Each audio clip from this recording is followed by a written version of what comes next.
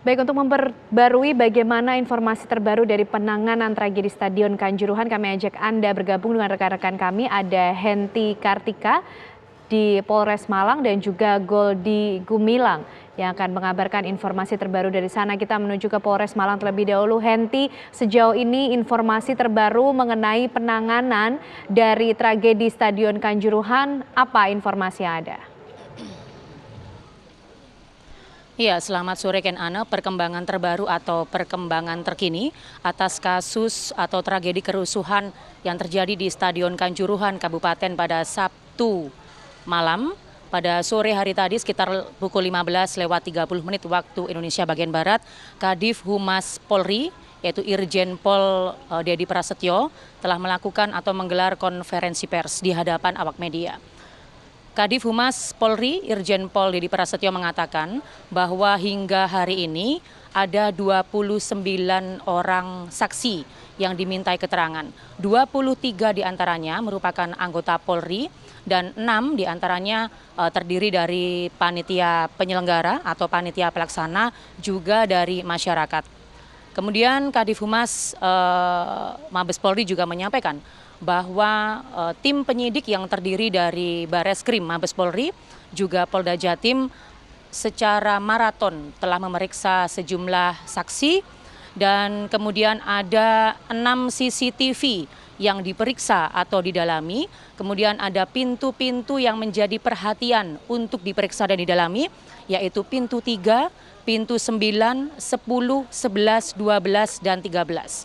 Nah, 6 pintu ini atau 6 CCTV ini yang nanti menjadi membantu tim penyidik untuk alat bukti, kemudian di samping ada alat bukti berupa surat dokumen, kemudian alat-alat yang lain dan membantu tim penyidik Mabes Polri maupun Polda Jatim untuk menetapkan tersangka. Nah, tentang hasil pemeriksaan, kemudian besok akan disampaikan oleh Kadif Humas Mabes Polri yaitu Irjen Pol Dedi Prasetyo pada hari esok.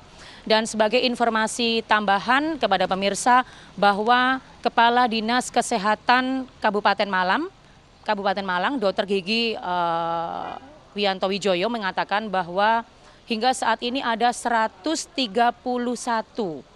korban tewas atau meninggal dunia dalam tragedi kerusuhan Stadion Kanjuruhan dan yang dirawat ada 27. Dan perlu saya sampaikan kepada pemirsa TV One bahwa dari perbincangan kami bersama sejumlah masyarakat yang ada di Kabupaten Malang, bahwa ada di antaranya dari mereka yang merasa kehilangan anak, anggota keluarga, kerabat bahkan tetangga yang hingga saat ini belum kembali. Jadi para anggota keluarga mereka ini menonton bola pada hari Sabtu, tetapi hingga saat ini belum kembali. Mereka tidak punya akses untuk lapor kemana. Nah, ini kami akan mengumumkan posko layanan informasi bagi masyarakat yang sampai saat ini belum bisa mengetahui keberadaan keluarga yang terkena musibah Stadion Kanjuruhan. Dapat menghubungi layanan poskonya di 0858 6161 6109. Saya ulangi, 0858 6161 6109. Karena dari obrolan bersama kami bersama masyarakat yang ada di Kabupaten Malang, bahwa banyak masyarakat yang kehilangan anggota keluarganya dan mereka belum kembali.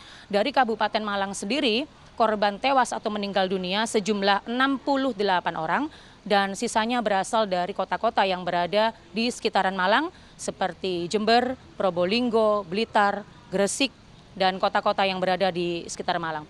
Demikian, Ken Ana. Baik, terima kasih Henti Kartika mengabarkan dari Polres Malang tadi termasuk memberikan nomor yang bisa dihubungi oleh pihak-pihak yang membutuhkan untuk mencari kerabat atau keluarga yang kemudian ada di tragedi Stadion Kanjuruhan. Terima kasih Henti. Kita beralih ke Goldi Gumilang yang berada di lokasi konferensi pers PSSI. Goldi, sejauh ini apa kemudian langkah yang sudah dilakukan oleh PSSI termasuk tadi juga menyampaikan membentuk pula tim investigasi?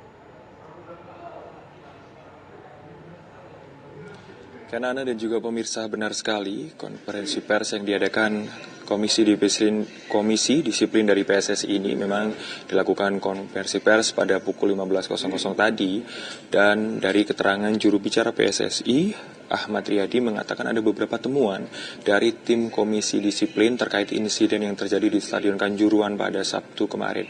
Beberapa temuan dari tim investigasi yang telah dilakukan mulai hari Minggu kemarin, yaitu adanya pemukulan terhadap supporter, kemudian tidak dibukanya pintu tribun selatan, tepatnya pintu 11, 12, 13, dari mulai menit 80 hingga saat kericuan terjadi, sehingga banyak tumpukan massa yang berada ataupun tumpukan supporter yang berada di pintu keluar tersebut, hingga menyebabkan banyak penonton maupun supporter berdesakan dan jatuhnya korban jiwa hingga ratusan orang meninggal. Selain itu juga ada kesalahan dari pihak panitia penyelenggara dan juga Arema FC dalam hal ini. Beberapa poin yang diutarakan tadi dalam konferensi pers yang diadakan di hari ini tadi, Ketua Komisi PSSI Erwin Tobing mengatakan beberapa hal. Ada 3 poin sanksi yang diberikan kepada Arema FC dan juga pihak penyelenggara ataupun panitia penyelenggara, yaitu pertama, untuk klub Arema FC didenda sejumlah 250 juta rupiah.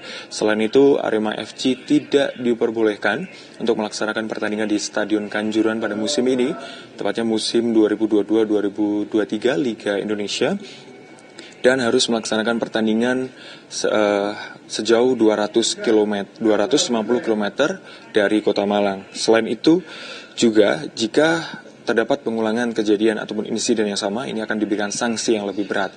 Kemudian sanksi yang diberikan juga oleh Komisi Disiplin dari PSSI, yaitu kepada Ketua Pelaksana Pertandingan atas nama Abdul Haris, karena dinilai melakukan kelalaian ataupun kesalahan pada saat penyelenggaraan pertandingan antara Arema FC melawan Persebaya, dan memberikan sanksi tidak boleh melaksanakan ataupun melakukan aktivitas di lingkungan sepak bola seumur hidup.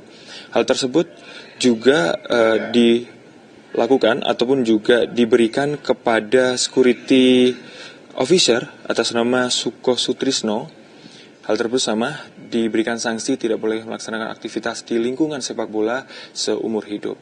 Selain itu juga dari temuan investigasi yang dilakukan oleh Komisi Disiplin ini, nantinya Komisi Disiplin akan memberikan rujukan kepada PSSI untuk memberikan pengaturan ulang terkait penyelenggaraan pertandingan dan juga pengamanan, karena temuan-temuan yang didapatkan dalam insiden yang terjadi pada Sabtu kemarin di Stadion Kanjuruhan ini ada beberapa poin. Salah satunya juga terkait dengan dibukanya pintu keluar pada saat pasca pertandingan, karena dari menit ke-80 ini pintu yang tribun selatan itu tidak dibuka, ada 3 pintu.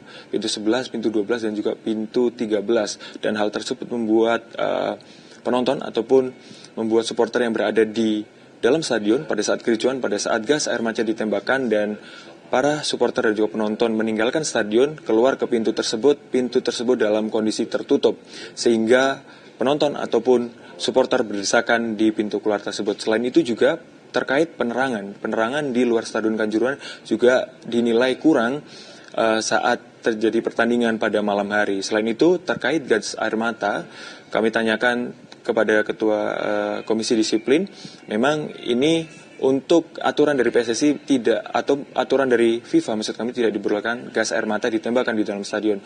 Namun dari pihak kepolisian juga menegaskan adanya SOP terkait kericuan ataupun yang terjadi dan penanganan yang dilakukan oleh pihak kepolisian. Sementara itu, Ken Ana, informasi dari Malang, kembali ke Ken Ana di studio.